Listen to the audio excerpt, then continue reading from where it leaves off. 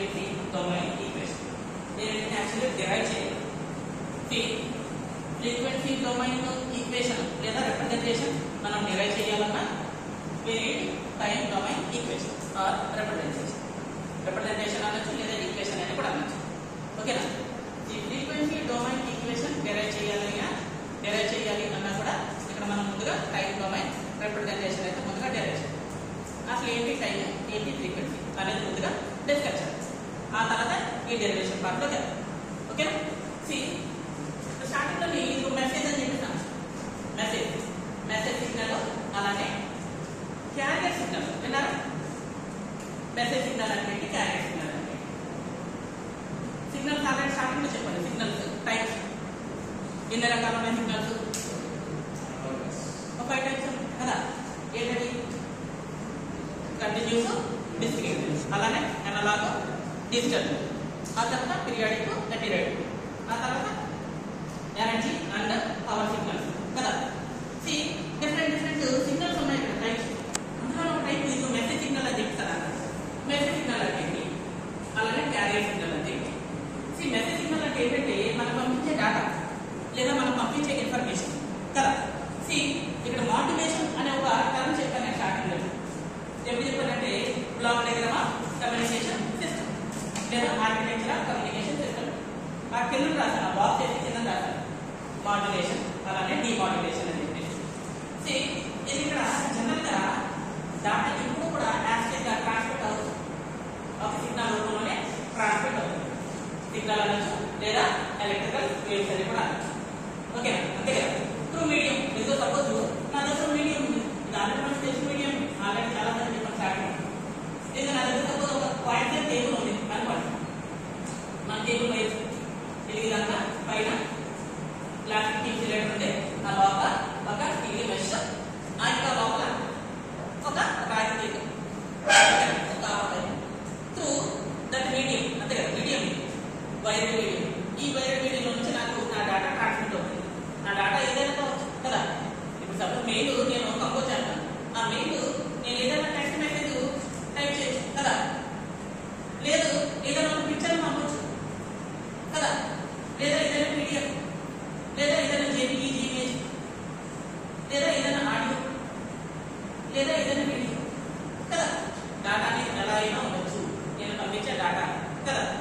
ఏ data అయినప్పటికీ కూడా నాకు త్రూ మీడియం ట్రాన్స్మిట్ అవ్వాలి. అదే కదా, అది వైర్ డేటా కావచ్చు లేదా వైర్లెస్ అయినా కావచ్చు. వైర్ అయితే మీలో ఎలక్ట్రికల్ సిగ్నల్ రూపంలో డేటా అనేది ట్రాన్స్మిట్ అవుతుంది. అదే ఓపెన్ ఏరియా లేదా ఓపెన్ స్పేస్ లో అయితే రేడియో వేవ్స్ కింద ట్రాన్స్మిట్ అవుతుంది. అంతే కదా.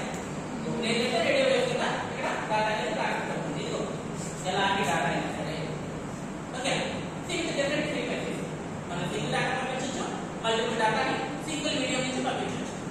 బ్రాడ్ బ్యాండ్, బేస్ బ్యాండ్ అలాగే డిఫరెంట్ చెప్పాను. బ్రాడ్ బ్యాండ్ అనేది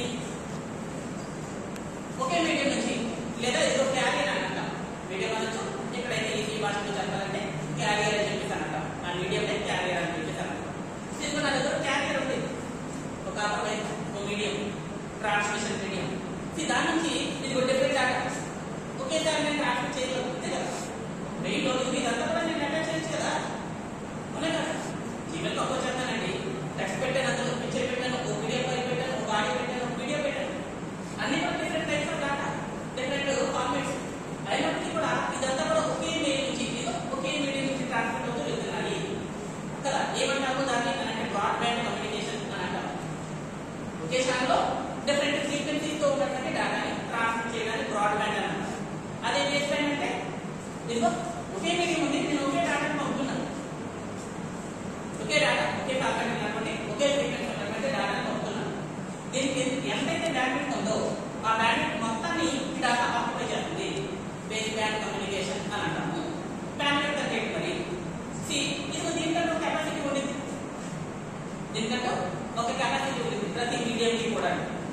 ఏంటా కెపాసిటీ అని అంటే దాని యొక్క బ్యాండ్విడ్త్ అంటే పర్ సెకండ్ టైంలో ఇంకో దీని నుంచి ఎన్ని బిట్ల డేటా ట్రాన్స్మిట్ అవుతుంది అనేది bit rate as well as bandwidth కూడా.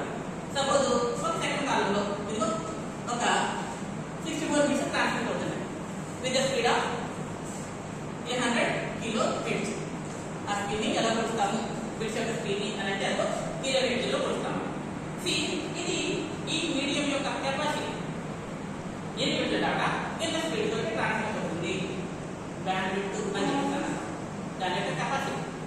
ఓకే, ఇప్పుడు ఉన్నటువంటి ఈ బ్యాండ్ విడ్త్ మొత్తాన్ని, ఆ స్పీడ్ ని, ఈ బిట్ రేట్ ని మొత్తం అంతా ఒక సింగిల్ డాటా లేదా ఒక సింగిల్ ఇన్ఫర్మేషన్ యూజ్ చేసుకుంటుంది బేస్ బ్యాండ్ అని అంటారు.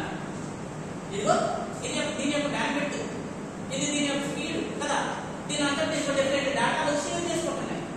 ఏమంటారు దాన్ని? బ్రాడ్ బ్యాండ్ అని అంటారు. బేస్ బ్యాండ్ కి బ్రాడ్ బ్యాండ్ ఉన్నటువంటి డిఫరెన్స్. ఓకేనా? బేస్ బ్యాండ్ అంటే ఏంటి?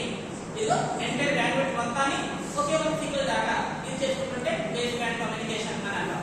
ఇదిగో డిఫరెంట్ ఫ్రీక్వెన్సీలో ఉన్నటువంటి డాటా యూజ్ చేసుకుంటాయి అని అంటే బ్రాడ్ బ్యాండ్ అని అంటాం. ఓకే మీడియం అంతే కదా. మనకి ఏమిటి ఉందండి కదా, 300 ఛానల్ దాకా వస్తాయి, 1000 ఛానల్ దాకా కూడా వస్తున్నాయి కదా. అన్ని కూడా ఒక 100 వైద్యుల నుంచి వస్తున్నాయా? నాకు కాదు కదా, ఒక సింగిల్ వైద్యుల నుంచి వస్తుంది ఆ ఛానల్ అన్ని కూడా. నేనేం చేస్తాను, ఫ్రీక్వెన్సీని సెట్ చేస్తాను. ఇదిగో రిమోట్ యూజ్ చేస్తే 1 అవుతుంది, ఆటోమేటిక్గా ఆ 1లో ఉన్న పర్టికులర్ ఛానల్ మాత్రమే నాకు డిస్ప్లే అవుతుంది, మిగతా డిస్ప్లే అవ్వదు. అంతే కదా, అవునా కదా. ఇప్పుడు మన సెల్ ఫోన్లో ఉన్నాయండి కదా, ఒకే ఒక సింగిల్ టాప్ నుంచి